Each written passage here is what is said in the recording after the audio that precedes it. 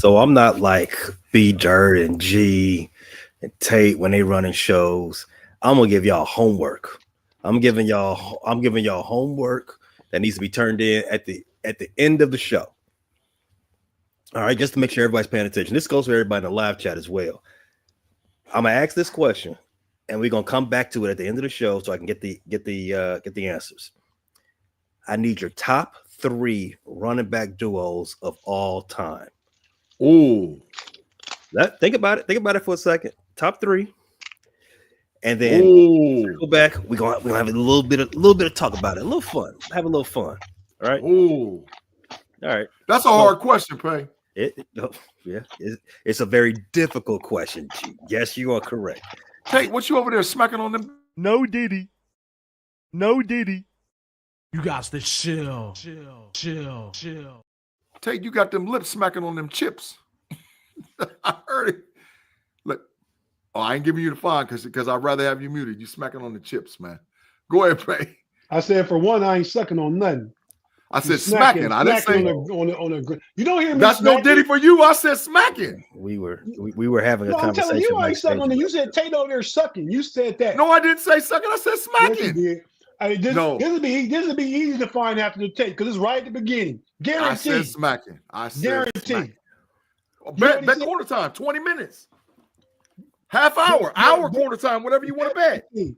Bet 15. Bet 15, I said smacking. I'm about to go on my phone, listen right now. Please do. Go ahead, Pay. All right, so we already was talking about something similar to that backstage, but all right. Bye. So everybody, thanks a lot for showing up for overtime. You know, we gonna make this real good for you all. We have a surprise for you all. It's gonna be footballed out this conversation, this hour rather. We don't want you all to fall asleep or nothing like that. We're gonna talk about football, college football, and some pro football. But before we do that, we're gonna take a quick break and we'll come back and talk about baseball real quick, and then get into the football. So wherever you're listening, wherever you're watching this, if you're watching on YouTube, Twitch, Facebook, thanks a lot. We'll be right back after these quick commercial break. Shout out to our advertisers.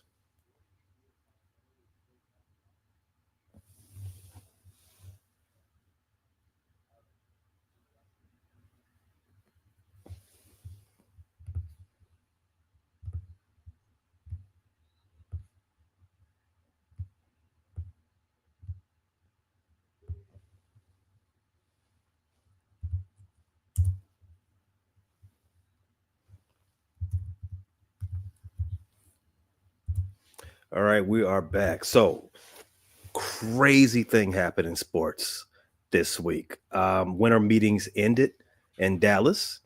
The winter meetings, for those that don't know, is the annual meeting of the top heads of the Major League Baseball teams. You got your whole front office. They get together. They schmooze it up in New York. It's usually in New York, Florida. This year was in Dallas, and you get a lot of deals done. Boris, this is when Scott Boris and some of those other guys, this is where they come to shine, right? Scott Boris, he had a mega client out there in free agency looking for some mega dollars. Gee, what client got those mega dollars this week? That boy right there in the left-hand corner on that picture, right there for the New York now Mets. They went cross town, and he got you got to correct me. Was it the biggest contract in all sports history? That's why I saw that somewhere. The biggest contract in all of sports history. Maybe North American sports. Well, maybe just United States sports. It is the largest by total dollars, $765 million for those who are unaware. Ooh. Over 15 years. So he's not getting the same. It's not hitting the same as Shohei Ohtani's.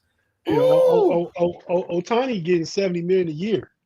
Well, AAV, right? Because he's only getting paid $2 million a year for the first 5 years, and then he's getting 68.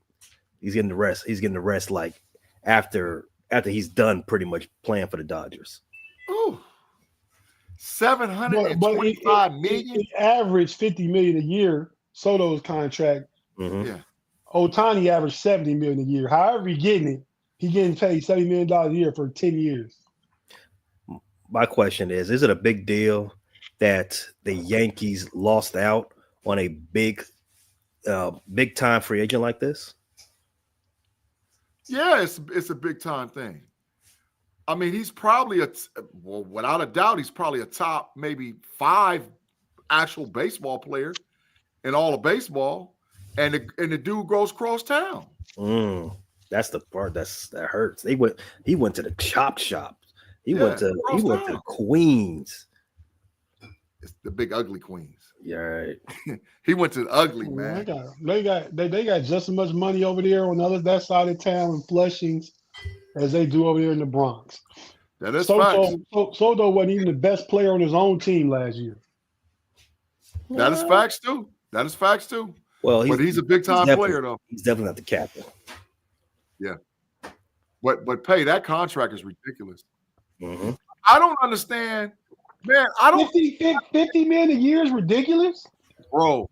Listen, Shohei's getting 70. That's ridiculous. I know. Maybe I'm not comparing apples to. Yeah, maybe I'm not comparing apples to oranges. And they play a lot of games, 182 games, man. But Lord have mercy, that is a lot of bread, bro. 725 million. So Juan Soto, he's getting his. I think he got 60-70 million up front at signing. Mm-hmm. And then he's getting his average for the first 5 years. He has an out clause after 5 years. The only out clause that Shohei Ohtani has is if the president of baseball operations and the managing partner for the Dodgers, if they for some reason step down or are replaced, then he can opt out of his contract. But for all intents and purposes, he is locked into the Dodgers for the duration of that deal. And like I said, he's only getting paid $2 million for the first 5 years of that contract. $2 million a year. After that, then he's gonna getting $68 million a year, whether he plays for the Dodgers or not. But I mean, y'all making small talk. Or that's still the contract is $750 million over 10 years, or $700 million over 10 years. Mm-hmm. Yeah, that's facts. I don't. So by the time he played 10, he cleared all his 700. Soto got to play 15 to get 750.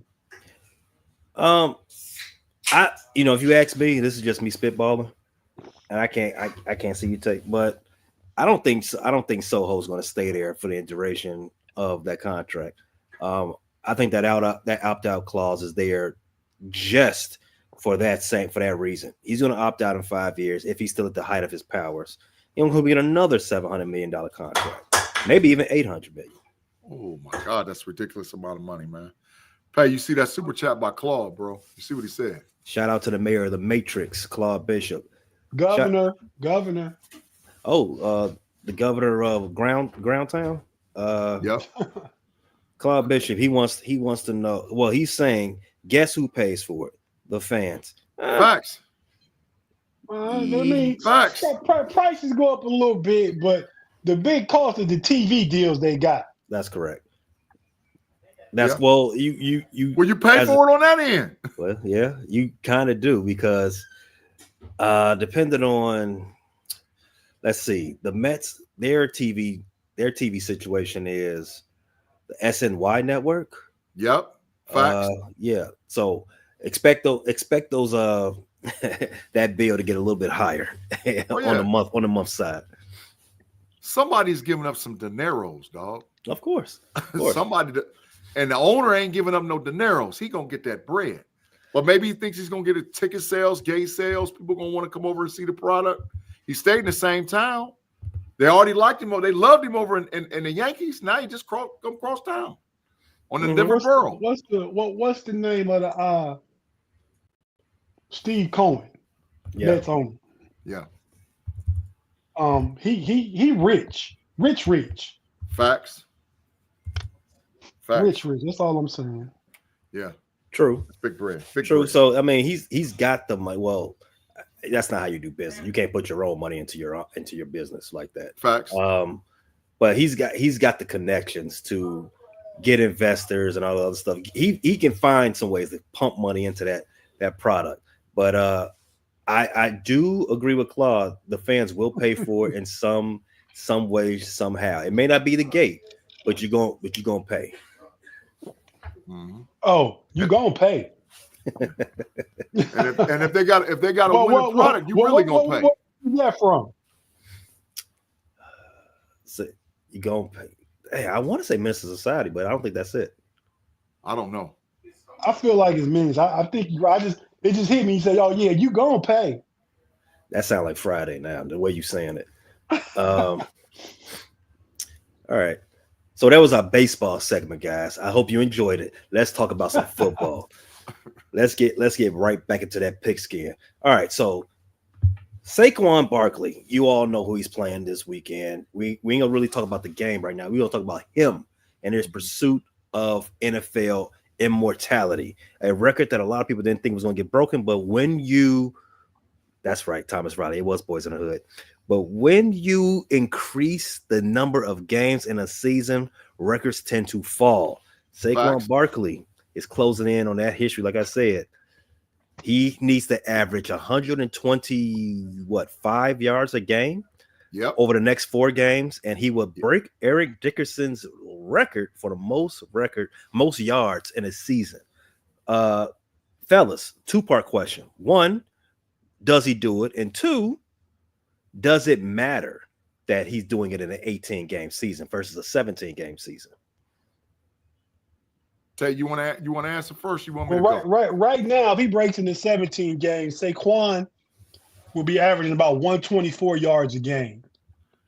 Dickerson in 16 games averaged 131 yards a game. So Saquon, to stay on Dickerson's pace, needs to get have the number at 22, 30, 36 to be on Dickerson's pace. Mm-hmm. So that ain't happening. You don't think that's possible though? It's possible, but he ain't getting no 22, 36 though. He ain't. But Saquon right now is at 13 games played, 266 yards per.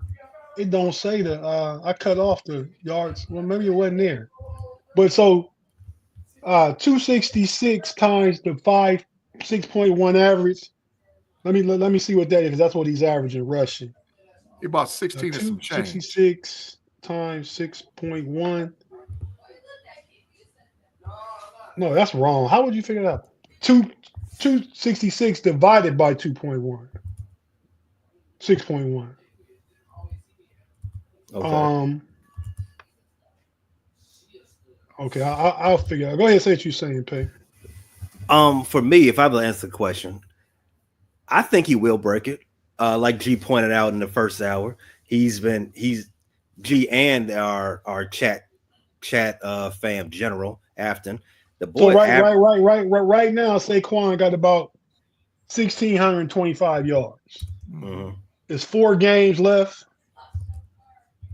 so he need about a little under about 480 yards in 4 games. That's about 120 a game. To get where he say he need to, he had to be about 140 a game. Yeah, that might not for him to stay on the pace. Yeah. Mm-hmm. I don't think the pace matters, to be honest with you. I don't think it matters from a argument standpoint. And here's why. Mm-hmm. Eric Dickerson broke a record that was set in a 14-game season. Facts. Right? So but what was Jim Brown's number per, because he had the record before Dickerson, right? Yes. So what was Jim Brown's 14-game rushing record? Stat boy, look that up for me. So for me, I don't think it's necessarily an issue. Now, we can also just compartmentalize the conversation about maybe not being a total yard conversation, more so as a yards per game conversation, and make that to be the king. But at some point, that's going to fall off by the wayside, right? Because I'm sure somebody was saying that when Eric Dickerson broke Jim Brown's record, and I'm sure somebody's going to say it when Saquon breaks Dickerson's record. But after like 3-4 years, we're going to get tired of saying that. We're going to say, you know what? That boy got the most yards in an NFL season. Jim, Crown him. Jim Brown averaged 133 over 14 games and had 1863. So he averaged more than Dickerson per game. Dickerson averaged 131. Well, I mean, that doesn't surprise me. He did a lot of work in 14 games, and then Dickerson did what he did in 2 more games. So I'm sure Jim Brown is still one of those guys, one of those ones, right? But it's always the old school versus the new school, Pay. It's this argument in all sports. Because they play different, they play a different amount of games. The game's not ref the same, it's not played the same. Oh, they would have had to play back when we played, when you could just kill people and this, that, and this. He would have never got that. That's what the argument comes down to all the time. But bottom line is the record is the record. And if he breaks it, he's the man. If he breaks it, he's the guy. Without a shadow of a doubt, he's the man. So do you look at him as being a better player than Eric Dickerson? Well, I'll even look at this. Saquon, I think, is still almost – I think he can get about 700 yards receiving too. Maybe 800 yards receiving on top of that. So we're talking about maybe 3 bills in total yards. Dog, that's a monster. That's like unstoppable, bro. That's a question I want you to answer, Tate. Is Saquon a better player than Eric Dickerson? No. He wasted too many seasons with the Giants. Wait. I think you're answering a different question. You're answering, is his career up to where Eric Dickerson's was, I guess, at that point. But player for players, talent for talent, peak for peak, would you take Saquon over Dickerson? I'm taking Eric Dickerson. Why is that? Well, one, he's my all-time favorite running back growing up. Is that so? Two, yeah, I mean, it might be some bias there. Eric Dickerson. I mean, like Saquon is explosive now. We see what he can do. That was Eric Dickerson back in '84. 2105 in his age 24 season. Yeah, I got. What? He was a dog, Tate, but Saquon, man, Saquon different, bro. Saquon is probably the best version of a running back that we've seen in NFL, period. Being able to catch the ball out of the backfield, block, break 70-yard runs at a drop of a hat. For one season, oh, man, this dude different. Well, yeah, for one season, maybe, especially if he gets the record. Yeah. But he's not the best I've seen. He's had a great year, maybe a best year for a running back if he do everything that you mentioned. But I mean, let's locate Pay. The list is there. Let's go down the list of the top 10 all-time rushing seasons.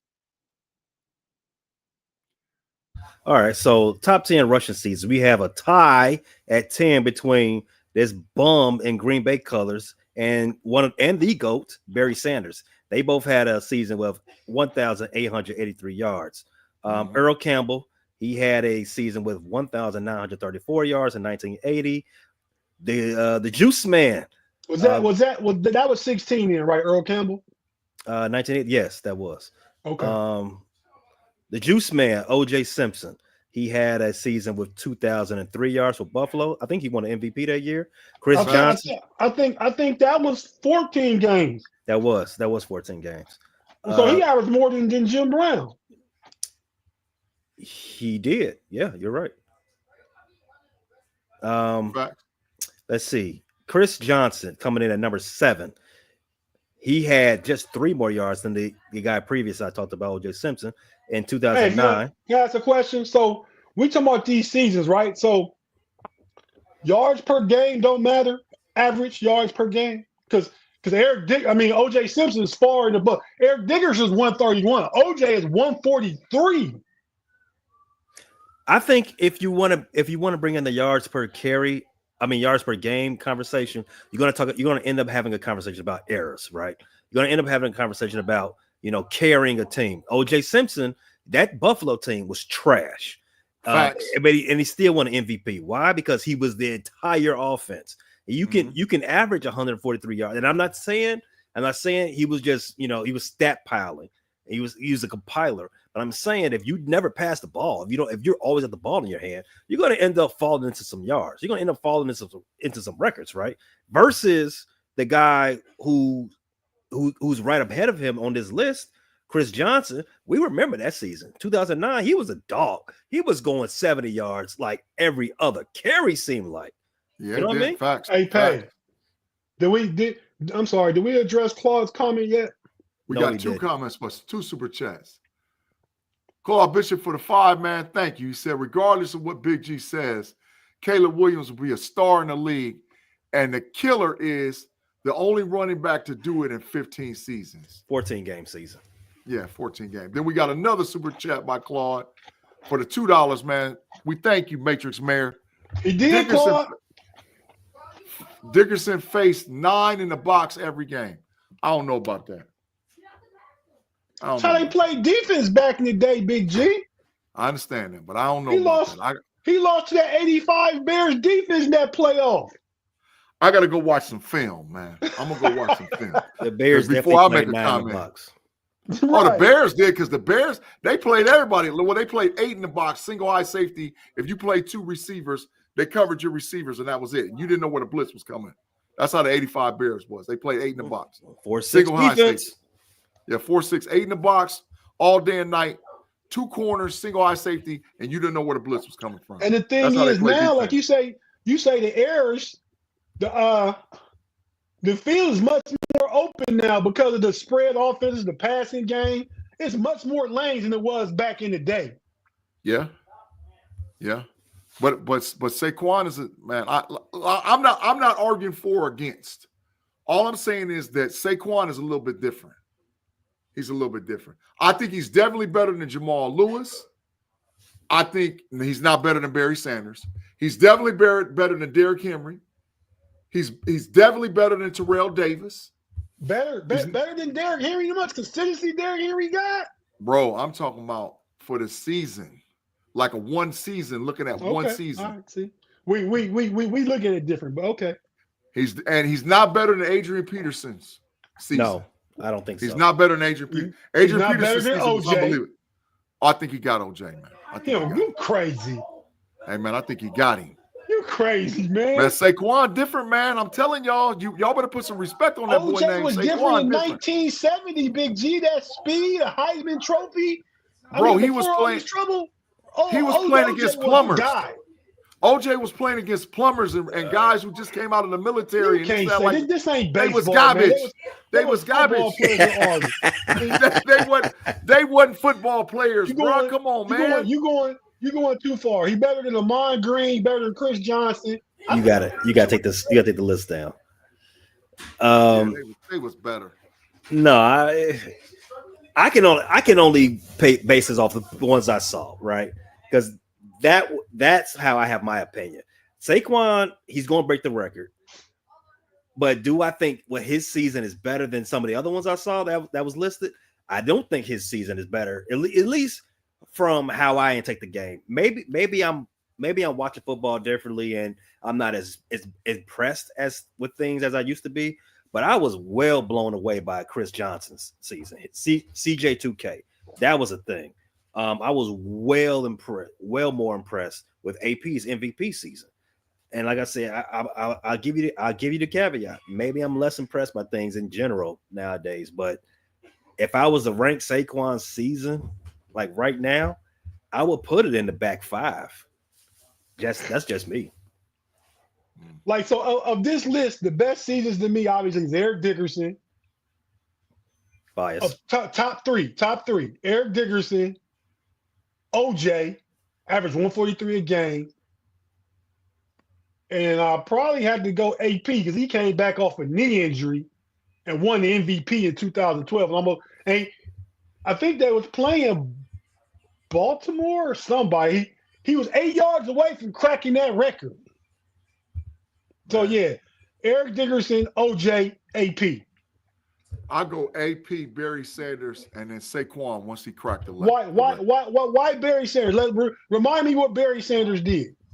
Oh, he's on that twice, so you got to talk about him. You got to specify which one you're talking about. You talking about playing 8 in the box every game he faced. 8 in the box, that's a guarantee. He never had no help ever. And But Big G, you seen plays where he made 7, 8, 9 dudes miss. 7, 8, 9 dudes miss. In 97, who were the Bears receivers in 97? Curtis Conway, one of the GOATs, and probably Marcus Robinson. That sounds about right. Or maybe Bobby Ingram. Off the top of my head, it's one of them two. It's too early for it to be Marty Booker. And the Lions receivers was Herman Moore and Perryman. Hey, Herman Moore was a dog. Herman Moore and Perryman. That was the Lions receivers. And who was the trash? Oh, Rodney Peete was their quarterback for a little while. And then after they had Rodney Peete, they had Andre Ware for a hot second. And then after Andre Ware, it was I can't think of it. Eric, I think Heupel was their quarterback. So they was come on, dog. Barry was out there killing people. Did Herman Moore play with Barry? Yes. Yeah, Herm played with Barry. Yeah, Herm played with Barry. I don't think Herm's a top 25 receiver, though. No, he's not. Yeah, but that time he was one of the best. He was a dog. He was a dog in the 90s. Man, but Barry was, man. Well, Barry's maybe that's my bias because I went up there often to see my godbrother play. Herman Moore and Johnny Morton. Yeah, I seen my godbrother play, and because he played for the Lions, William White, and I went up there often, and I would see Barry Sanders do stuff, and I was like, oh my God, I've never seen nobody ever do what he did, ever. I remember we played in high school. In that year, Herman Moore had 104 catches, 1,300 yards, and 8 touchdowns. Johnny Moore, so they had 2,000-yard receivers. I bet OJ had no 1,000-yard receivers, none. Yeah, I agree. Well, yeah. When we spoke to that team was trash. Who they throwing the ball to? It's not like they threw the ball a lot in the 70s either. So when you talk about playing 9 in the box, I love what Barry did, but that one comes at number 4 for me. Bro, in high school, my senior year in high school, we played the Detroit Lions players in a charity basketball game. Chris Spielman, Barry Sanders, Benny Blaze, William White, Mel Gray, and Jerry Ball. We played a pickup basketball game. I stood right next to Barry Sanders. Barry Sanders is about 5'7". They say he fought, and he ain't. He like 5'7". I was there, G, and that's basketball. We talk about 2,000-yard seasons. But bro, he's a little man. That's what I'm trying to get at. He about 5'7". He maybe 215 pounds. He was little, bro. He was Marcus Wright was almost Barry Sanders' size, almost. He was not a big guy. No. And for him to do what he did in the league, when I know he was playing against killers, oh, come on, dog. Come on, dog. Barry Sanders, GOAT. In my book, GOAT. Sidebar. Barry Sanders got 3 of the greatest running back seasons ever. Facts. 2 in the NFL and the greatest running back season in college football. Facts. Yeah, that's true. No, that's true. I think that's a perfect time to segue to our college football portion of this show, right? The college football picks or the teams have been selected. Last Sunday, I'm sure you all talked about this ad nauseum on the Know-It-Alls. Check it out, the Know-It-All show on every Sunday, coming to you live. So first thing, for those who may not have heard, what is the biggest surprise from the committee with the decision of the top 12? That SMU made the playoffs. Why is that? Because they're an ACC runner-up with 2 losses. They never beat a top 25 team, and strength of schedule was 86 in the country. So you didn't beat a top 25 team all year. Your strength of schedule was 86, and you got 2 losses against the 2 top 25 opponents you played. Nah. Shouldn't have got in there. Nah. Not for me. I don't think ACC should have got 2 teams. I think they should have got their champion, and that was it. Facts. Since Miami fell apart down a stretch. Georgia Tech Georgia. I mean, I don't even know why I even mentioned Georgia Tech. They're not in it for this conversation.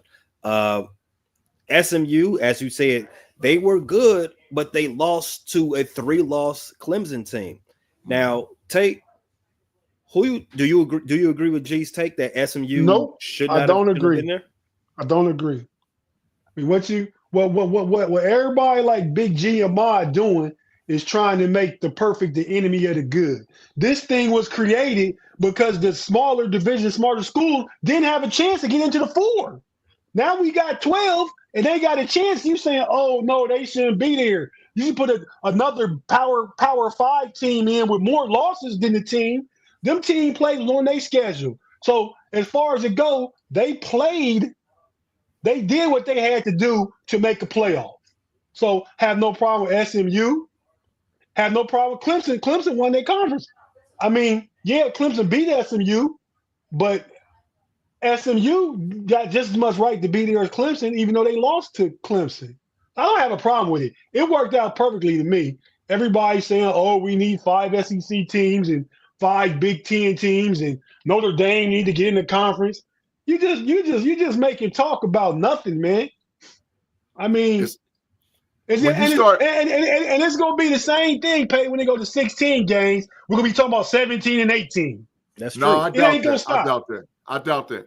No. I agree with you, Tate. That's why I said it should have stayed at 4, because the whole, even though I know there's money underneath, the root cause is money, right? But for the people that aren't paying attention to that aspect, they're saying too many good teams weren't making the playoffs. We got to make it more fair, make it more, equitable for the other teams. Like as you pointed out, Tate, I said there's always going to be the argument from the teams that don't make it. If you go to 8, you're going to have itching coming from 9 and 10, 12, 13. You're going to be talking about why 13 should have got in, and so on and so forth. You just got to cut it where it is. I do not have any time in my day to spend arguing for a team that got 3 losses. Gee, what was you about to say? Well, I'm saying this, and I think that, and I've said it already, and I'm going to repeat it, that if the Big Ten and the SEC don't represent in the national championship, there will be major changes to next year's college football playoff, because that's who makes all the money, is the Big Ten and the SEC. I still think that conference realignment is coming. And that's why, Big G, they hosting games. Ohio State's the 8 seed, so they can host a game. I understand that. But the hosting game don't matter. I'm talking about playing for the whole thing, the trophy. So when they get to playing for the trophy, it better be the SEC on one side and the Big Ten on one side, or it better be both SEC, or it better be both Big Ten. If it don't look like that, there's going to be major changes to the rankings next season. So you're saying they're going to juice it for the SEC and Big Ten. Okay. Yeah, they make and because they're not done with conference realignment. We know that this playoff structure is only going to last for this year and next year. After that, they are going to 16 teams. There's a model out there that's already saying what they possibly will do is eliminate Notre Dame's ability to get to the playoffs, not let those small schools get in, and take 4 teams from each conference, the top 4, let them play, and then those 4 champions play for the chip. That's what the model we're going to, because you got to make the money. You got to have the best teams in the playoffs to make the money. So I understand. I get why people want Boise State. Boise State ain't winning no games in the playoff. Arizona State ain't winning no games in the playoff. And SMU ain't winning no game in the playoff. They gone. First, whenever they play, they're up out of there. Whoever they play, they ain't going to see no game. Have you ever seen a 16 seed be the 1 seed or a 15 seed be the 2 seed? You've seen it. That's in basketball. That don't even I've seen matter. it in basketball. Matter. Sports. That don't even matter. Not in football. Give the little guys a chance. The little guys ain't going to make you the bread that you need to continue with the NIL and pumping the college football. The best teams have to play. They got us down with G. What? No, I'm telling you, they're going to force Notre Dame into a conference. Notre Dame's going to get forced. And conference realignment ain't done. I'm telling you right now, it ain't done. They're going to start picking teams off. The Big Ten going to go to certain teams and be like, come on. The SEC going to go to certain teams and say, come on. That's where we're headed, whether people like it or not. It's going to be 2 conferences. And the super and if I'm a team, if I'm an SEC team or a Big Ten team, I play Cupcake City and I move to a 10-game schedule. 10 games that I play conference teams and 2 cupcakes. That way I don't hurt myself at all to make sure I make the playoff. Forget playing cross-conference rivals. Forget all that. We're going to play 10 teams in our own conference to guarantee that we're going to get a spot because we're going to play against the best, and I'm getting rid of playing them cupcakes. Get them out of here. Yeah, I agree with you, G. There's no reason to play a balanced schedule anymore. Yeah. I'm gonna play. In fact, I'm going the opposite of you, G. I'm playing all cupcakes, right? I'm playing all cupcakes. I'm not putting killers on my schedule. Out of conference killers on my schedule. Yeah. Because the committee told you this year that doesn't matter. It doesn't matter. That's why Ohio State is playing Grambling and Ohio University next year. Now, they got Texas the first game, but they playing Grambling and Ohio University. That's intelligent. You don't play nobody that can hurt your chances to make the playoff. Yeah, let's get this 11-win season and go right to the playoffs. Yeah, that's what's got to happen until they fix it. Because in the NFL, and I'm just saying, we got the AFC and NFC. You got four divisions. And with inside they take the best teams from that, and then they play. You don't leave the best teams out of the playoffs in the NFL. College football is moving directly to be like the NFL. Well, it is pro football. It's just not the NFL, but it is pro football in some respects. In a lot of respects. It is. Yeah. I agree with Hershey. Alabama would be one and done if they was in it. If they was 12 and playing 5, bye-bye. Probably. I don't know about all of that. I don't know about all that. G, who should have been in the SMU spot? Bama. Or South Carolina. Bama or South Carolina. How many losses South Carolina got? 3. Yeah, I think when Clemson beat SMU, that was the one. That's the 1-3 loss team you was going to get. Everybody else, I'm sorry, can't do nothing for you. South Carolina beat Clemson. Yeah, but I'm sorry, you didn't get to the big show. You didn't get to have a chance to put your final stamp on your argument. Clemson did. But they play in the SEC. That's why we're not comparing apples to apples. When you start putting those other teams, the ACC football ain't nothing on the Big Ten or the SEC. No. The Big 12 really ain't nothing on them. If the champion of those conferences played in those conferences, we went from 2 to 4 to 12. So we're going to go to 16. Yeah, you can't just put all the big brand name schools in there. Like you got to have at least minimum 3 spots for the little guys that are really good. Why? They're not going to win a game. Who beat Notre Dame? Who beat Notre Dame this year? Northern Illinois, but they ain't going to win a playoff game. Why? Boise State is not winning a playoff game. The teams not winning a playoff game. earn their chance, Big G. Why? But why put them in if they can't Boise win? State's only losses to the number 1 team in the country by 3 points. They played the 107th ranked schedule the rest of the way. Of course, they should be 11-1.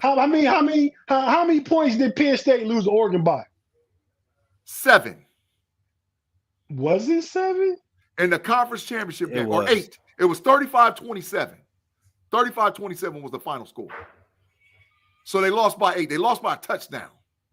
If when Boise State plays, whoever they play in the second round, it's adios muchachos. They ain't winning. They gonna get killed. It ain't even gonna be close.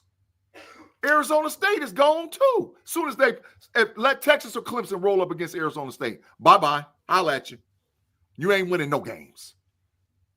So the playoffs supposed to be set up for it to be competitive. Now, the one thing I'll agree with is I think once you got your 12, like the NFL doing the playoffs, you should reseed once you make it by record. So the top team should always play the lowest remaining seeded team in the tournament. Facts. That'll happen next year if the top teams don't make it. If some crazy way, they're gonna tweak it. I guarantee you that they tweak it. They're going to make sure it's SEC and Big Ten in that chip. They going to get every year. We did think for that this was, and they told us this last year. I think the biggest issue is that the committee is no set formula to what they got going on. Last year when they left FSU out of the playoffs, it was the message was received to us is that we're looking for, as you said, G, the best games, the best competition, the best TV product. Because what, if it was 12 teams, Florida State would have made it. But with it being 4 teams and you want the best games, you got to cut them out. And look at the direction they went in after their quarterback got hurt last year. They winning by 3, winning by 4. Then this year, what they do? Trash. Yeah, they was. Florida State was not a good team this year. No, very trash. And I mean, to that point, I think we will all be a lot better served. I think college football will be better served if there was an actual process than just a bunch of people in a locked room deciding on, who gets to play. And I don't think that it's just them people deciding. I think the ESPN, Big Ten Network, I think they have they say as well. It's a TV product at the end of the day. The idea that these teams are there based on merit alone is fugazi. I don't believe that to be exact. I don't think that to be the point at all. I think it's an invitational. It's not necessarily the playoffs. It's an invitational. We're inviting you because we want you to come. We want you to play in the playoffs, right? Yeah. Now they say like if you win your conference, blah blah blah, you get to play, right? I think that's their escape, just so they can have this certain amount of teams. I think what they should do in the future, make it more plain as day, is like what gets you into the playoffs. So and that. I know that's Big-G, because we talked about this a few weeks ago. At one time, you was on Alabama making over Indiana. Why did Indiana make it? They have one loss against Ohio State. But now, let's compare apples to apples. Notre Dame had one loss against Northern Illinois. Indiana had one loss against Ohio State. Notre Dame played a cupcake schedule. And Boise State had one loss by 3 points against number 1 team in the country. Because the way that they did the seeding, they said that the highest ranked conference champions. So, Pay, this is my thing, bro. In every other sport, head-to-head matters and strength of schedule matters. It did not matter in the college football playoff. It didn't matter at all. That's my point. It's an invitation. It was not necessarily an actual playoffs. Strength of schedule and head-to-head, they threw that out the window. They was like, that don't count. That don't matter. But in every other sport, it matters. So you didn't get the best teams in because head-to-head and strength of schedule, which is a major metric that they use in all sports. Why we have TCU in the Final Four a year or 2 ago? They was undefeated. They didn't lose to the national championship game. They was undefeated. They didn't lose no game until the national championship game. They was overmatched. We understand that, but they good story. They won out. They won a couple games by last second field goal and everything. They easily could have had 2 losses. But all it counts is dubs anyway. Okay, and when they got there, they got destroyed. Well, they didn't get destroyed. They beat Michigan in the first round. Let's do some clarity. But no, when they got there, you said championship game, they got destroyed. Yes, they did. But that 2022 Georgia Bulldog team, that might be one of the top 3 college football teams in history. In the history of college football, that might be a top 3 or 4 team. That team, 2022 Georgia Bulldogs. Oh my God! You know how many? Hell, 7 of them start for the damn Eagles. For real. On defense, but I always gotta go to LSU, to the Miami Hurricanes. Top 5. And George Pickens was on that team. You said top 3 though. George Pickens was. I mean, there was some dogs on that team. Darnell Washington was on that team. Jones was on that team. There was dogs on that squad, man. Them boys was loaded. Brock Bowers was on that team. They was. What's the kid? The wide receiver for the Chargers? What's his name? Quentin Johnson. No. TCU trash. The McConkey. McConkey was on that squad. They was loaded. They was loaded, man. That Georgia team was for real. So did they go undefeated? Undefeated. No losses. No losses. Dogs. So like that's what I'm saying. It's just strength of schedule and head-to-head should count, and it don't. It don't count. Notre Dame should not have been ranked higher than Indiana. Penn State shouldn't have been ranked higher than Ohio State. I'm sorry. We played head up, and I beat you, and we ended up with the same record. No. Can you imagine? They went further. They had one more game to do their resume, That's like true. Tay said. Penn State did. And hey, Ohio State should have lost to Michigan. Period. That's fine, but we played the same amount of games, and we played head up, and I beat you. Penn State played one more game. They both ended up played, 10 and 2. They played 13 games. They played the championship game. If I beat you head up, that matters, bro. It should matter, but can you imagine, before we go to this last break, before we get to our last topic, can you imagine what type of hair would be getting pulled out in Ohio right now if it was still a 4-team playoff and you all lost to Michigan, a team that you all were 20 point favorite? Come on. It wouldn't be no hair being pulled out. Ryan Day would be gone already. Trash bags and all this stuff in front of his office door. Keys, locks, chains. Change the key code and everything. My son-in-law sent me a picture from Dave's thing. He had a Tatum jersey up on his wall. I see. That's why that big trash is going on. Get that Tatum jersey off your wall, dog. Get a dog up there. Get the Tatum out. Oh, what are you talking about? What Coach Tatum? Day. He had a Tatum jersey. Tatum for the Boston Celtics. No. For the Boston I thought you said Jack Tatum. Like he was wrong for having a Jack Tatum jersey up. No, get that Jason Tatum. Get him out of here. Get him off your wall. Say not a dog, huh? Not a dog. I guess that means Jalen Brown's got to be the dog on that squad. No. I mean, the defending champs, G. Somebody got to be the dog on that team. No. When you got a whole bunch of good players, you can win it in the league. Ask the Cleveland Cavaliers. Who could possibly win it this year because they got a whole bunch of good players. But I'll tell you talking about champions. Yeah, they can win it. The Cavs can win it. They could win it, but we're talking about champions. I need to see the examples because every example I've seen in the NBA, they have a dog. They have a top player. And you telling me Tatum, who you think is their top player, is not a dog. Somebody got to be the dog. Tatum is a dog. His game say dog. His mentality don't say dog. His game say dog. Dog is 99% mentality. He ain't got that. LeBron a dog, but he's not a dog like that. Oh, LeBron's a dog. Both ways. Hey, man, Mr. Dunn over here talking about saying I'm a Notre Dame hater. I'm not a Notre Dame hater. Notre Dame, and excuse me for saying it, need to get their ass in a conference. They getting paid not to be. So I don't know. So pay me and Tate a little bit older. We're going to tell on ourselves. Tate, when we was younger, outside of Nebraska was all the dog teams independents.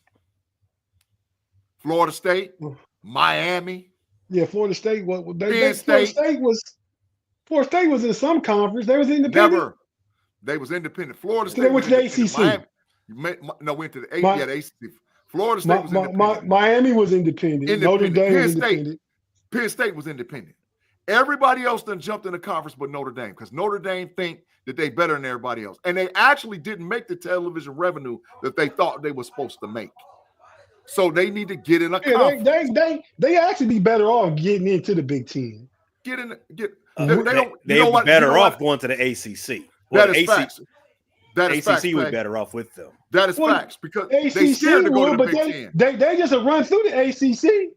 Notre Dame is scared to go to the Big Ten because the last times that they done played Michigan and Ohio State, they done got mashed. You saw it be competitive too against Michigan State back in the day. They played every year. Yep, because by playing Ohio State, Michigan, and Michigan State, that's the Notre Dame's recruiting base. They take the same kids. So Notre Dame won't play them because some of those kids that go to Notre Dame, if they see them run out there on the field and get mashed by Michigan, Michigan State, and Ohio State, they ain't going to Notre Dame. They scared. I ain't hating on them. I'm just calling them what they are. They're scared. That's why they won't join the Big Ten because they ain't going to get on. Well, they That's might what I'm talking about, Smoothie. they might need to reconsider the next year or two. Yeah, to All get right. them in a conference. But They may need to do. why the ACC pay? I think the ACC, you putting some more power into that third conference that might be dissolving right before our eyes helps everybody. Iron sharpens iron. As you say, they'll run through the conference. I believe we've seen examples through sports history all the time. You got one dominant team, it just brings everybody else's competition level up. If you you force Notre Dame over there, you increase ACC's television market, you increase ACC's viability in football and all the other sports, you increase ACC's just stature all around, all around this whole conversation. You can't just leave the ACC out like we tried to in this conversation. We tried to say they only deserve one team. Well, maybe I only said that. So if you put them over there, it puts them not on equal footing with the Big Ten and ACC, but it begins to start that trend back for them. Is the ACC better than the Big 12 as currently constructed in football? Yeah, I would say so. I agree. Big G? I agree. Yeah, I think so too. Just at the top, just Clemson should beat any team. SMU just barely though, because the ACC does have Florida State. Big trash. But Syracuse is on the way. SMU's good. Miami's good. North Carolina about to be on the way with Coach Bellichick. Excellent segue. What was you about to say, Tate? No, go ahead. That's a great segue, so I won't interrupt you. North Carolina could possibly be on their way with their new head coach. We're gonna talk about that in 1 second. We got to take a quick commercial break. We gotta get that advertisement dollars in. We got to pay some bills. Stay tuned as we come to our last block of conversation about football.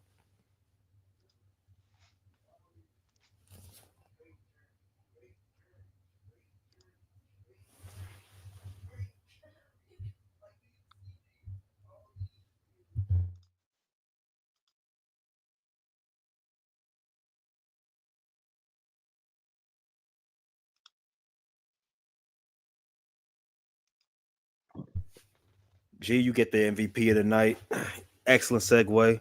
So, in case you have been under a rock, the news has been bubbling for the last week and a half that the GOAT, the greatest NFL coach of all time, is going to take his talents to Chapel Hill, right there at Kenan Stadium. G. You said North Carolina is on the way now that they've got Bill Belichick in house. I'm gonna start with you, Tate. Is this a great? I don't even want to ask you if it's a good move. Obviously, if they don't have a coach, they got rid of Mac Brown, who couldn't stop cheating and losing. How do you cheat and lose? Because now they got Bill Belichick, who's known cheater, but he's a winner. How many years until North Carolina is a top dog, not just in the conference, but nationwide? Well, I look at it a couple of different ways, man. I think Bill Belichick can turn them around right away. I'm not saying they're gonna make the 12 next year, but he gonna get some good NIL people. Cause I heard they're gonna commit as much money as Ohio State and Michigan and some of the schools do to the NIL. 20 million. Yeah. Kids that aren't 20 million endowment.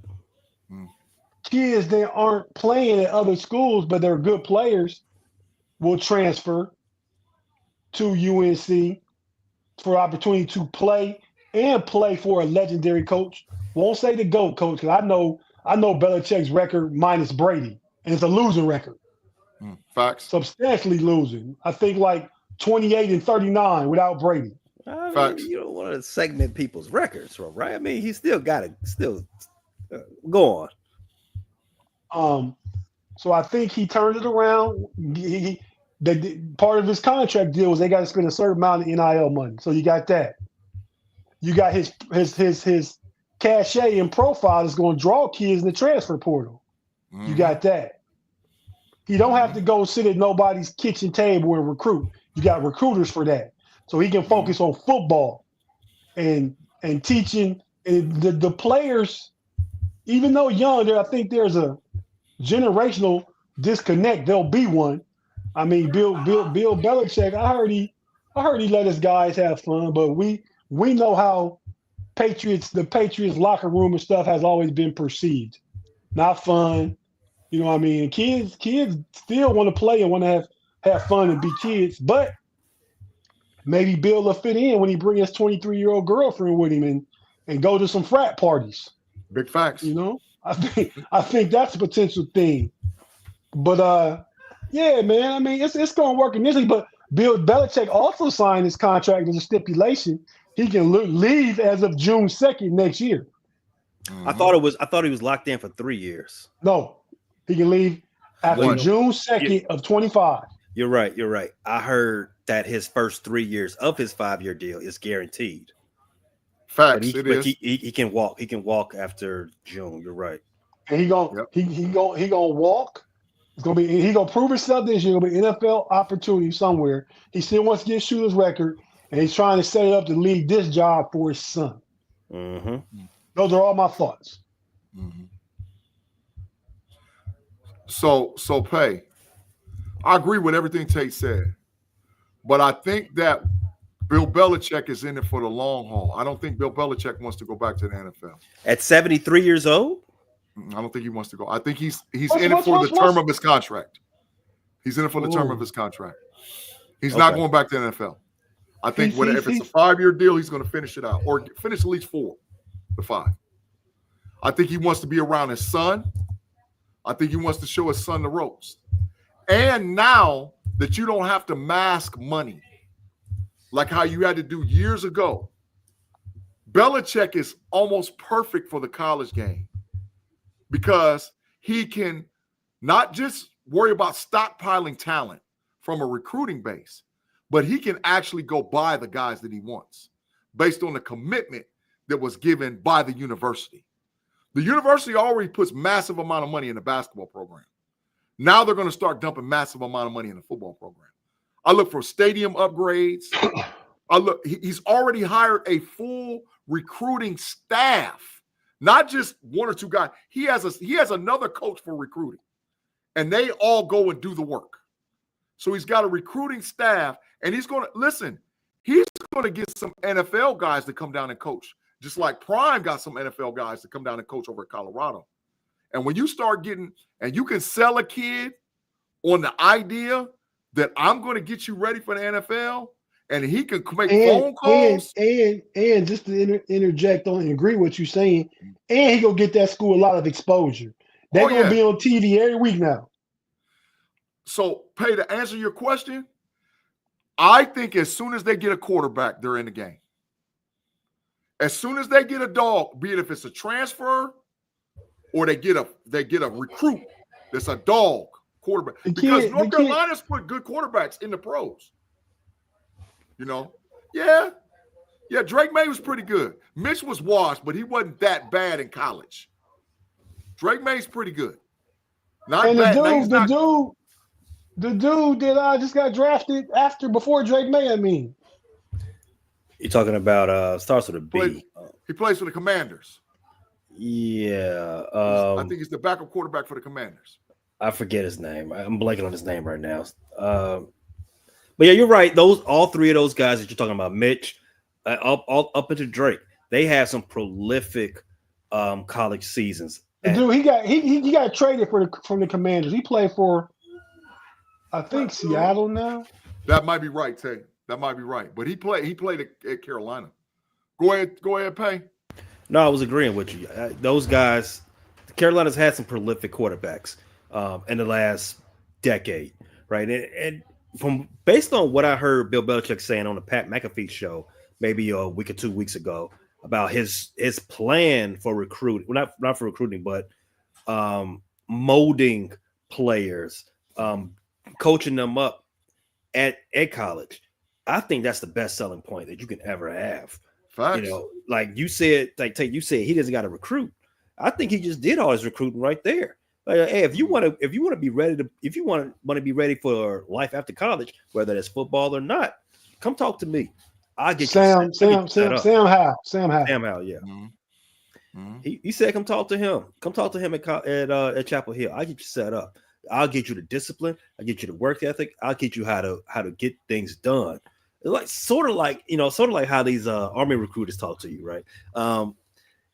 I think that's it. Like you said, Tate, there's guys playing, not as former 4-star guys that's not seeing any tick where they are now. That's their shot right there. They said, that's their shot at an all-time NFL coach to play under him. That's their shot at all the exposure, and that's their shot at experience from an all-time NFL coach. Right, because this may not necessarily be the point anymore, because now you've seen the college game and the NFL game has become, more so in sync versus, like it used to be. You know how you had to spread offenses, and they don't really do that in the NFL. Now you see both of them do it right. But Bill Belichick does have an ace up his sleeve here. He can tell you exactly what they're looking for at the next level. Like college coaches, they're trying to win. They're trying to keep their job and trying to get themselves positioned for a better job. Bill Belichick has already had the better job. He's already succeeded at the better job. He ain't focused on that. He can tell you right now, I'm trying to make you the best you can be. And I can do that because I got it all up here. None of them other guys are selling you a dream. I've lived it. Come get this from me. Pause. I agree with that, man. Big G, put on your level up hat. And the quarterback from USC is transferring. Miller Moss, yeah. Is he any potential? I mean, when I watched him early this season, he seemed like he could be a good quarterback. And I think that's a Bill Belichick kind of quarterback. I can see Bill Belichick going after Malik Murphy, who just hit the transfer portal out of Duke. From Texas? Yeah, for Texas originally, just went 1 year to Duke, had a decent season. I can see him maybe going after a guy like that. I can see him maybe going after Quinn Ewers, because if Quinn Ewers doesn't do what he needs to do, Quinn Ewers definitely needs another year of college because he's going to be a 3rd or 4th round pick, but he can't stay at Texas. So I can see him maybe going after a guy like that. They got to get Arch on the field. Arch got to play. So I can see him maybe getting a guy who's like right on the verge and saying, okay, listen, I can Tom Brady. The kid transferred from went to Michigan and went to Iowa, was transferring too. Yeah, but he McNamara. Yeah, he's not gonna play ever. He's not gonna play. Yeah, no, not in the league. Not in the NFL. Oh, okay. Not in the NFL. But Belichick needs a kid that can train. Belichick needs a kid to have a really good season to bring in the recruit. You see what I'm saying? Because all he needs is one. Because really think about it, it's 5 years. So if he gets a transfer portal kid and then he gets a dog quarterback and he can groom him for 3 years, my career's done and I just set the program up. I've set it up for my son and whoever else is going to remain there. So that's why I said I think his tenure he's staying at Chapel Hill, bro. And guess what? They're going to love him in Chapel Hill. They're going to treat Bill Belichick like a god in Chapel Hill. I'm telling you, he won't get Dean Smith treatment, but he's going to get some very good treatment. They're going to treat him like a god. Is he going to get Roy Williams treatment? Possibility pay. No. Possibility pay. If he gets to the playoff and wins a game or two, and they're relevant every year. Well, see, I got a conspiracy theory too, and I'm going to say my theory and I'm done. I think that this hiring of Bill Belichick will mean that now the Big Ten will aggressively go after North Carolina, North Carolina State, Virginia, and Virginia Tech.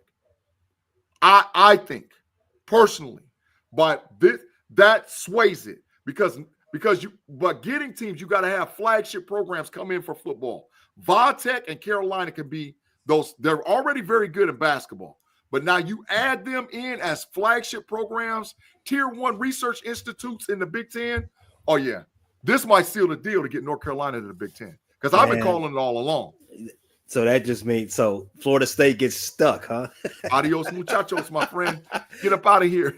Adios, You know, muchachos. that's funny because they want to get out and then they get stuck with the ACC while it gets blowing up. But G, to that point again, unless Big Ten is going to pay their exit fee and then pay them even more money than they're paying their already members, a bigger slice of the Big Ten pie, it's not going to happen because the ACC their contract is ironclad. You can't get out of that conference. TV deals are some strange things, Pay. They are. Shout out to strange things. Yeah. Shout out to ESPN because they did their thing on that one. There's some strange things, and they can tilt it real quick, fast, and hurry. What you all got coming up? Would the Big Ten want Pitt? No. The Big Ten wants North Carolina State, Virginia Tech, and maybe Notre Dame. Wasn't Pitt in the Big Ten? Where did Pitt come from? Never. Pitt came from Big East. Big East. Right. Okay. Nobody want them, huh? Trash. Get them out of here. Get them. They're not going to be competitive. But North Carolina, Va-Tech, that's competitive. Then that helps. That helps solidify the base. You done locked in the base. Now you already coast to coast. Now you done locked in coast to coast. Yeah, you done locked it in, boy. You done locked it in. Like, it's gonna get ugly. And the SEC is not coast to coast. Facts. They're never gonna go after no Arizona or no. They ain't gonna get Oregon or Washington or all the teams. That's why we swooped them. We got UCLA, USC, Oregon, and Washington to lock it down.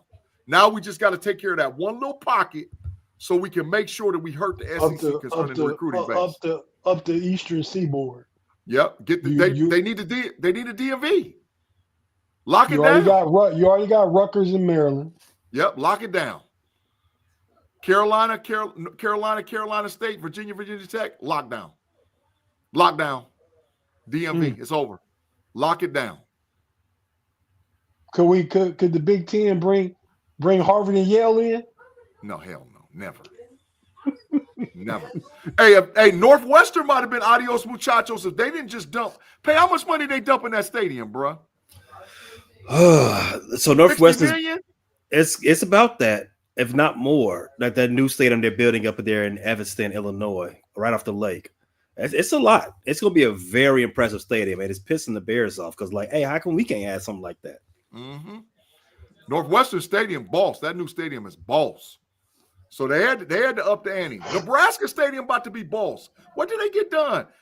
To be in the Big Ten, you got to be a tier 1, and you got to be able to dump about 200 million, 250 million. You got to dump it to get it, and otherwise you gone. AFL 67, yeah. You old and tired now, AFL. Go to sleep. Talk about pay, spin, wisdom. All right. So what you all got coming up on? We talked about a lot today. What you all got coming up on Sunday? We got a week away. We're a week away from the college football playoffs starting. I'm hoping you all go give your picks. Get out there on record. We got a know-it-alls thing that amongst us that's for ESPN that you were supposed to put it in. Pay. You got invited to it. Did you do your picks? No, I didn't. I didn't do mine. I need mine to resend to me. I deleted that thing on accident. Well, but yeah, we're gonna do some picks, Pay. We definitely gonna do some picks. We're gonna definitely be heavy NFL this Sunday. Critical games this week. So we'll talk a little bit of hoops. Potential Super Bowl matchups. Yeah. You got the Bills and Lions, and you got the Steelers and Eagles. I mean, so we're gonna break down and assess those games. We probably talk about a little more than usual NBA this week, and set the table for the beginning of the college football playoffs. It's the 4 games next week. Yeah, the 20th and the 21st. The 20th and 20th. I think the primetime game for Friday is Notre Dame. Notre Dame. Yeah, I mean, in the primetime game for Saturday is Ohio State, Tennessee. But also the other 2 games on Saturday. Yeah, it's 2 games on Friday and 2 games on Saturday. I thought it was one game on Friday and then You might be 3 right. games on Saturday. You might be right, but like the noon game, the 3:30 game, and the 8 o'clock game. yeah. But Tate, pay. Ohio State done dumped $1 million in the light show. LeBron gave it to him. $1 million. It's a scarlet out. They wearing all scarlet uniforms with gray sleeves, some LBJ shoes. So I'm gonna be hyped talking all that mess over on the Know It Alls podcast on Sunday, pay. I'm gonna be able to talk crazy. I hope to God they do, because if not, you already know, Mr. Day. You could potentially be showing up at the shoe Saturday night, ain't you, Big G? Maybe. Yeah, sneaking in there, do something like that, something at the shoe, something like that. You know, God is good all the time. so I'm gonna get to sneak Big on G, in and do something like that. That's a level up question for you from AFL. You know what quarterback I really like coming from? Yeah, he's from Austin, Texas. He went to Westlake High School. It's a home game for him. Same high school as Drew Brees. Yeah, and Nick Foles, same high school. Nick Foles. Yep. But if some Super Bowl winning quarterbacks, 2 Super Bowl winning quarterbacks. Facts. That might be the only high school that got 2 Super Bowl winning quarterbacks. That's big facts. But if they can attack, Pay, you can't name no other high school that got 2 Super Bowl winning quarterbacks. Yeah, that's big facts. I see these schools, they bred players, so it wouldn't surprise me if there are some other schools out there that got, championship quarterbacks, multiple. It wouldn't surprise me. Super Bowls, Pay. Let me do some research. Hey, I'm gonna tell you this much though, and I mean this: if K. Klubnik can attack Texas vertically, Texas is on upset alert. Well, I didn't really watch Clemson this year until that game against SMU. Does he have that potential? Do he have them receivers, Big G? They just young, they babies. But they can go vertical. They fast now. They fast. They ain't slow. Because I actually be rooting against Dabo. I mean, now that he's underdog, I might go for him. I don't know why. I don't know why I didn't assume this to begin with. The Mannings went to the same school. No, they didn't. Isidore Newman High School. That's in New Orleans, Louisiana, on the West Bank. Okay, I mean, I lived 5. It's in Slidell. What he's saying is Eli and Peyton went to the same high school. Oh yeah. The Mannings did go to. Yeah, that's 2. So that's probably the only other school. Slidell. Right. I lived 4 blocks. I lived 4 blocks from Newman High School when I lived in New Orleans. 4 blocks away. So I could go up my house, go up the street 4 blocks, and there was Newman when I lived in New Orleans. So, but yeah. So is New Orleans or Louisiana the state with the most Super Bowl winning quarterbacks? From high school? Yeah, that's high school players. Well, you got both the Manning boys. How many Super Bowls is that? That's 4. And how many other Super Bowls you got? There's one guy that got 4 from Louisiana. Who? A quarterback? Terry B. Oh, that's it. Lock it up. Lock it up. That's 8 of them things. That's lockdown. Wait a second. Lock it up. California. Joe Montana's from California, right? Where do you go? Pennsylvania. Tom Brady from California, though. Right. Tom Brady's from California.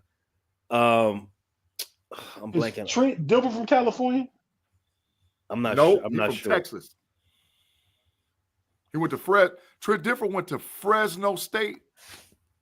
Yeah, I think he went to Fresno State. I'm pretty sure he did. Went to Fresno State. Yeah, but I don't know if he might be from California. I thought he was from Texas. Maybe not. But I know he went to Fresno State. So, Brady gives you 6. I mean, you in the running because Brady got 6. Yeah. Yeah. Oh, what he said? Aaron Rodgers. Aaron Rodgers from California. Rodgers got 1. You got 1. That's 7 right there. Yeah. So you got 8. You got 8 with Bradshaw. No, but Brady got 7. So Aaron Rodgers, that's 8. Yeah, they right there with him neck and neck. But double up high school, the original question, double up high school. Yeah, Newman High School in Slidell, Louisiana. Westlake in Austin, Texas. Yeah. Yeah. I don't know another high school that got more than 2 or got 2 in the country. Marino's from Pittsburgh. There never was another dog out of Pittsburgh. He didn't win no chip. Troy Aikman is from California. He got 3 chips. Joe Montana's from Pennsylvania. He went to Notre Dame's. Yeah, I don't know, dog. I don't know. Kurt Warner's from Iowa. Mhm. Yeah. I mean, and Paul Warfield, Ohio State, ain't he? No. He not? No. I think Warfield went to Notre The Dame. Ohio State University. Thank you. Thank you, B Dirt. Man, I always got to be right all the time. That's bias. Everybody misses on the show, dog. Everybody misses. Trent Dilfer from California. Yeah, so that's 9. More That's than 9 9. from California. More than 9, because we already said Brady's got 7, A-Rod got 8, and you got you said not Delfer, but Troy Aikman. He's from California. Think so. He went to Oklahoma. I thought he did go to Oklahoma to UCLA initially. Yep. Let me see where he's from. I got him. He's from California, Okay. West Covina. Yeah. Mm. Yeah, Big so California probably 1. I would probably bet Louisiana as 2, and then I probably would put my money on Texas being 3. As far as high school quarterback. Oh yeah, John Elway from the big California. I forgot about Elway. Mm. Yeah, for real. California. Yeah, California. Yeah, that's Elway. It's over. all right. Well, per capita, Louisiana got the most quarterbacks that won Super Bowl games. Yeah. The Elway boys and Bradshaw. I mean, not the Elways, the Manning boys and Bradshaw. Mm-hmm. Yeah. It's a great hour, too, guys, of the homies. Once again on Fridays. Thanks to you, everybody, for watching and checking us out and spending some time with us Friday evening. You could be anywhere. You could be anywhere on your, not just Freaky Friday, a nightmare before Christmas, because today's Friday the 13th. So you could have been anywhere doing that, hiding underneath your bed, trying to stay away from dark and scaries, but you spent it with us. You only had to listen to G being scary. So we appreciate that. As we said, check us out again on Sunday during the witching hour, but during the lull in the second slate. You got the know-it-alls come to you live, same bad time, same bad channel. You all know where to find it. If you didn't see that QR code, pop it up there again, Tate, so everybody can check that out. So they know where to catch us on Sunday.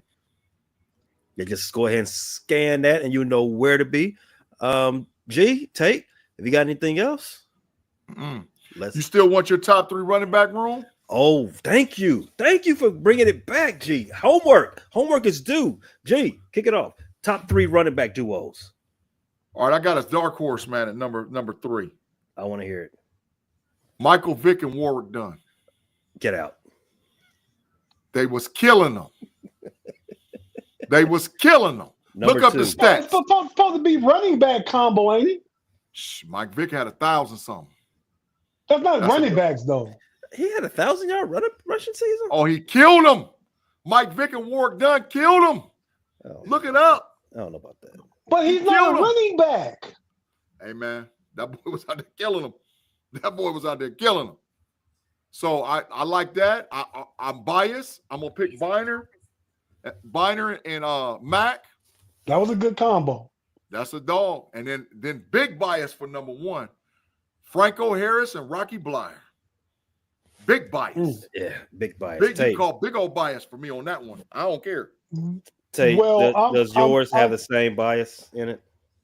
No. Go ahead and read Claude's $5 super chat. Thanks to the homie, the governor of the Matrix. We're honored to have any governor be with us on a Friday night. So thank you, Claude. He said, I'm sorry, G, for thinking that you knew anything about football. My bad, but a great show anyway. Claude, get in the Matrix. Just stay over there, man. Stay over there. Hey, Pay. Claude need this fix every week, man. He can't help himself, bro. He need it. All right. I'm going to say And I'm going to say my number 3, Herschel Walker, Tony Dorsett. That was Played big together. trash. That's big trash. How's that trash? I'm looking up the stats. Go ahead. Let me look at I these don't care stats. about the stats. We talk about all-time running back tandems. Them two are the great all-time running backs. And my first one is Marcus Allen, Bo Jackson.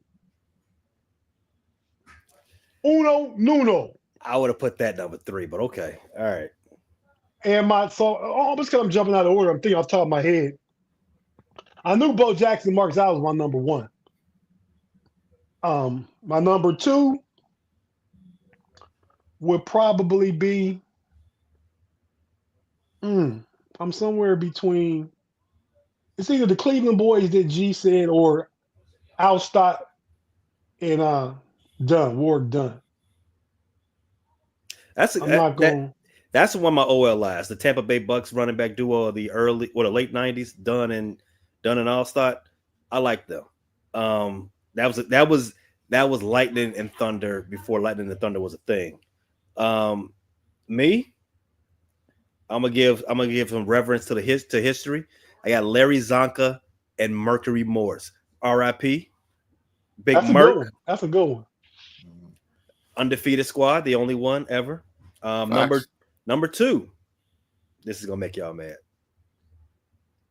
Sonic and Knuckles, David Montgomery and Jameer Gibbs. Get up out of here. Get up out of here. Come on, man. Get up. Stop that, man. Come on, man. Get up out of here. What's wrong with that? What's wrong with that? Come on, man. Stop it, Pay. Stop it. It's too early. Okay, maybe I should flip them. Maybe I should put them in number 3. But they are putting up some numbers together. Over Rocky Blyer and Franco Harris? My list, G. My list. Oh, Lord. Number 1, since everybody has a biased list, my number 1 is Red Grange and Bronco Nagurski. The Bears. Man, if I was going with the Bears, I'd take Walter Payton and Matt Shuey over them. Or Gale Sayers and Brian Piccolo. Yeah, Brian Piccolo's a good story because of the movie Brian song, but I don't even know what Brian Piccolo did on the field. You know who all of us left off the list, and they were some dogs. Who? Together. Ricky Williams and Ronnie Brown. They were some dogs. They was dogs. I feel like Ronnie Brown ain't played enough. Yeah, not as a duo. Ronnie Brown, he got his shine when they started doing that Wildcat, and Ricky was kicked out the league. But as a duo, both of them boys went for 1,200. As teammates, I'm about to look it up. They was killing them. They were running Ricky into the ground in Miami. I think over them, I'd take Brandon Jacobs and Tiki Barber. Oh, they was killing it too. Oh yeah, that's another Thunder and Lightning. Yeah, right. They went to the Super Bowl. I would definitely put them on the list. Not on my list, but I wouldn't be mad if someone did. Yeah, no, it's viable to put that on the list. What's the stats tell you, G? 1,200 apiece in one season? Because I know Ricky Williams had like 400 carries one year. There's no way they had enough time to give Ronnie Brown the ball. I don't know. Ricky Williams ended up with 10,000 career stats, and Ronnie Brown has almost 6,000. So let me see. Just go to the season when Ronnie Brown had 1,200 yards. I just want to know what happened. I'm about to look. Another one. The Carolina Panthers had a good one. D'Angelo, what was his name? D'Angelo Williams and Jonathan Stewart. Yeah, that was a good one. That was a real good one. I can't find it, man. Tate looking. Tate find it, man. One of my favorite. It didn't happen. One of my favorites. Jacksonville Jaguars. Fred Taylor, MJD.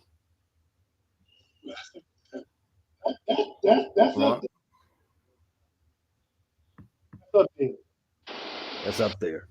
Let me see, man. I'm gonna look at this real fast before we get out of here. I just got to see. Ronnie Brown had 1,200 yards ever with Ricky Williams as a teammate. Let me find this real fast. But G, what you got coming up on Level Up Monday? Man, it's the college football playoff week, bro. It's gonna be whoa, jumping. whoa. So y'all not talking about the Celebration Bowl at all?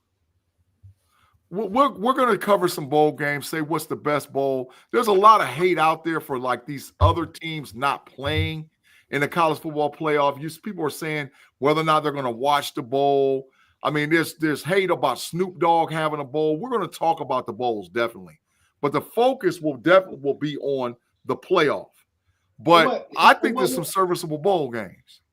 Well, what everybody got to remember is bowls is about show me the money. Yeah, and there's a lot of guys that ain't sitting out. There's some, but there's a lot. Jalen Milroe's not sitting out. Shedeur Sanders is not sitting out. There's a lot. Now, Michigan's whole team ain't playing. Alabama playing Michigan, right? Yeah, both of the defensive tackles for Michigan and Will Johnson ain't playing. So, there's a lot of guys on Michigan's team's not going to play, but Jalen Milroe is playing. So there's a lot of guys who's not sitting out during the bowl season. Well, Milroe's he's not NFL eligible yet, so I expect him to play. Yeah, he can go. He's a redshirt sophomore. Is he?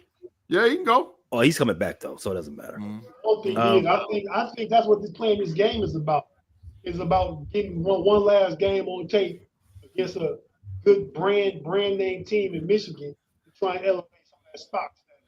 So Ronnie Brown and Ricky Williams played together in the backfield 1 year. That was Ronnie Brown's rookie season.